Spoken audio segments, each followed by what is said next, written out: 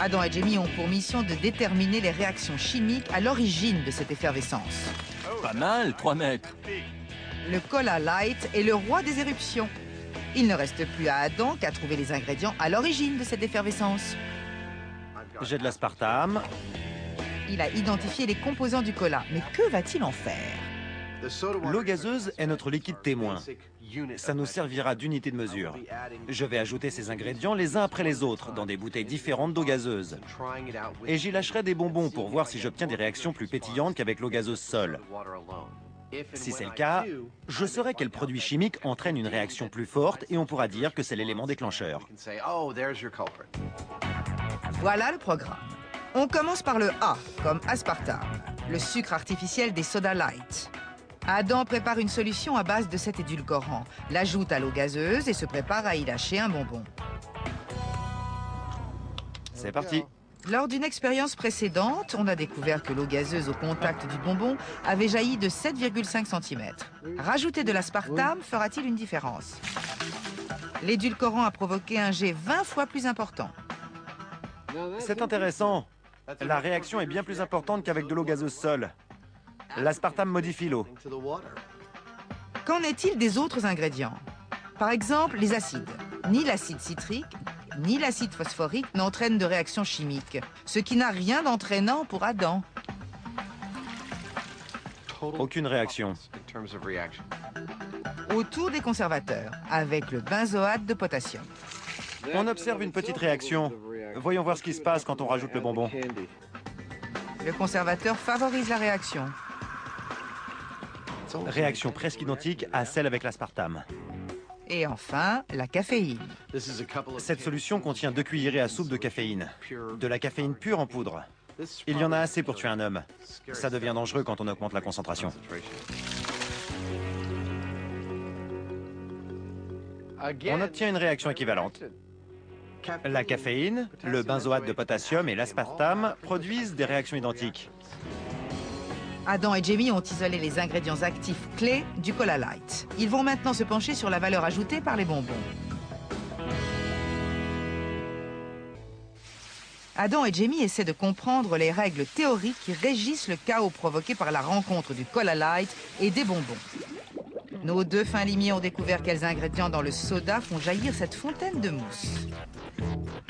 Mais quelle est la contribution des bonbons dans tout ça?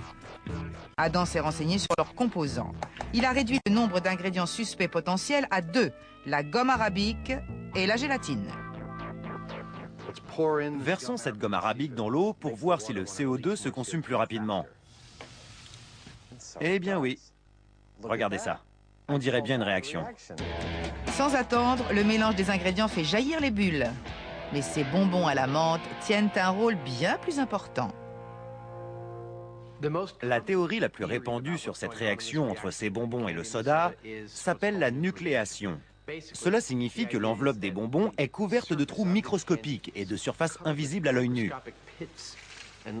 Chaque trou, chaque petit recoin favorise un noyau de nucléation, un endroit depuis lequel se forme et s'échappe une bulle de dioxyde de carbone.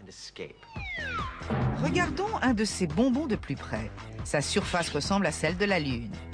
C'est peut-être la solution. Lorsqu'on en lâche un dans du cola, chaque petit cratère permet à une molécule de CO2 de se transformer en gaz. Comme ces bonbons sont piqués de milliers de trous, en théorie, des millions de bulles de CO2 se forment en un minimum de temps. Et étant donné qu'il coule, cette libération rapide du gaz intervient au fond de la bouteille, ce qui déclenche cette fontaine fabuleuse. Pour vérifier cette théorie de la nucléation, il faut un test témoin. Un bonbon lâché dans de l'eau gazeuse. Comme prévu, les bulles se mettent à pétiller. Maintenant, histoire de comparer... Ces 2 bonbons sont fabriqués par le même fabricant. Et pour autant que je sache, selon le même procédé. Mais la version colorée comporte une couche de glaçage. C'est une couche de cire étanche qui empêche le processus de nucléation si rapidement provoqué avec l'autre sorte de bonbon. La surface la plus brillante réduit le nombre de noyaux de nucléation, ce qui ralentit l'imminence de l'éruption. Ça déborde à peine plus que des bords en plastique de la bouteille. Effectivement, les bonbons lisses n'entraînent aucune effervescence, ce qui prouve l'importance de la nucléation sur la liste des ingrédients nécessaires. Maintenant qu'ils ont énuméré tous les éléments déclencheurs, les Mythbusters peuvent enfin clamer qu'ils ont résolu l'affaire des geysers de cola aux bonbons. Alors, vous avez la solution? Qu'est-ce qui provoque cette réaction? On a trouvé. On a aussi prouvé que toutes les explications fournies par les médias sont bidons. Aucune d'entre elles n'explique entièrement ce qui se passe dans le soda. Elles détenaient toute une pièce du puzzle. En fait, c'est un mélange de toutes ces explications. Le premier élément à l'origine de cette réaction est la nucléation. Les bonbons favorisent la formation de bulles dans le cola. Leurs composants s'associent parfaitement aux ingrédients qui composent le soda, provoquant ainsi cette réaction en chaîne. Le soda cherche à expulser tout son CO2 de façon instantanée. C'est ce qui crée cette éruption.